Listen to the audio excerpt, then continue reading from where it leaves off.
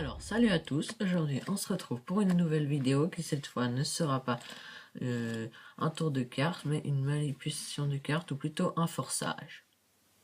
Alors, pour ce forçage, il y aura donc besoin d'un jeu de cartes normal que je pourrais bien sûr mélanger.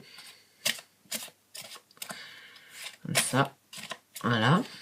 Et maintenant, je prédis que si je fais défiler les cartes comme ça, vous tomberez automatiquement sur le 10 de pique. Imaginons que vous dites stop ici. Ça peut bien sûr être n'importe où ailleurs. On peut même continuer. Voilà. On dit stop ici. Et maintenant, je suis sûr que cette carte, c'était bel et bien le 10 de pique. Alors, passons sans plus attendre aux explications de ce premier forçage. Alors, pour ce premier forçage, il faut donc un jeu de cartes normal, bien sûr. Alors, comment ça se passe si vous voulez mélanger avant? Ça peut être utile pour certains tours de magie. Alors, par exemple, là, en dessous, j'ai la dame de trèfle. Je la regarde sans la montrer au spectateur. Mais si le spectateur la voit, en général, c'est pas grave. En fait, vous allez faire un mélange français, c'est-à-dire battre par-dessus la carte. Comme ça. Et ensuite, vous mélangez un petit peu. Et ensuite, vous allez faire défiler les cartes. Il peut vraiment dire stop où il veut. Puis en fait, avec ces trois doigts qui tiennent l'autre paquet, ben, vous allez réussir à faire glisser la première carte sur le devant du paquet, qui est la dame de trèfle. Alors, je reprends le paquet comme ça, je fais défiler les cartes, je prends le paquet, et ensuite, on voit bien que la dame de trèfle est en dessus du paquet. Alors, passons au deuxième forçage. Alors, le deuxième forçage, ce sera en fait un mélange hindou. Alors, pour ça, je peux mélanger les cartes, hein, comme ça, voilà. Alors, je prédis que si je bats les cartes, vous tomberez automatiquement sur le 7 de carreau. Alors, je vais commencer à battre les cartes et vous allez dire stop quand vous voulez. Alors, je bats un petit peu les cartes, comme ça. Imaginons que le spectateur dit stop ici. Bien sûr, je pourrais continuer. Et il dit stop ici. Et je crois que c'était bel et bien le 7 de carreau. Alors, les explications. Alors, pour ce forçage, ben, il y avait bien sûr besoin d'un paquet normal. Et je crois que c'est aussi le plus simple de tous les forçages qu'on peut faire.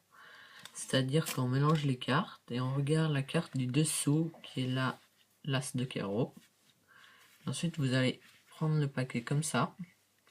Et puis commencer à battre les cartes. Et si je bats les cartes comme ça, on voit bien que l'as de carreau reste en dessous du paquet. Et du coup, quand vous présentez au spectateur, et ben, ce sera bel et bien la carte que vous avez prédit.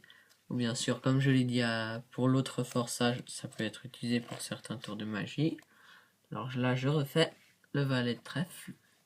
Je bats les cartes, comme ça. Et le valet de trèfle. Et passons sans plus attendre au dernier forçage. Alors, c'est parti pour le troisième forçage, où cette fois, je vais parier le 9 de pique. Alors, je vais faire défiler les cartes comme ça.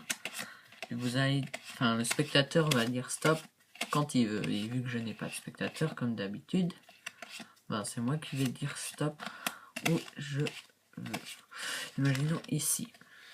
Je crois que c'était bel et bien le 9 de pique. Alors, les explications. Ce forçage est vraiment très simple, car encore une fois, la carte forcée, la carte qu'on veut forcer au spectateur, il faut la mettre dessus. Donc là, on va mettre le roi de carreau sur le dessus. Et ensuite, on va faire défiler les cartes comme ça. Puis tout en défilant, on pousse le roi de carreau vers le paquet de ma main gauche ou de votre droite. Alors je fais défiler, puis quand il dit stop, vous venez enfiler l'autre carte sur le dessus du paquet, et après il verrait bien que c'est le carreau. Le roi de carreau, excusez-moi. Alors là, on va faire le valet de pique. Je vais faire encore une fois comme dans la démonstration. Imaginons qu'il dit stop ici. Bon, là, je l'ai raté. C'était le valet de pique. Alors, j'espère que cette vidéo vous aura plu. Si c'est le cas, n'hésitez pas à laisser un like et à commenter la vidéo. Sur ce, je vous retrouve pour une prochaine vidéo.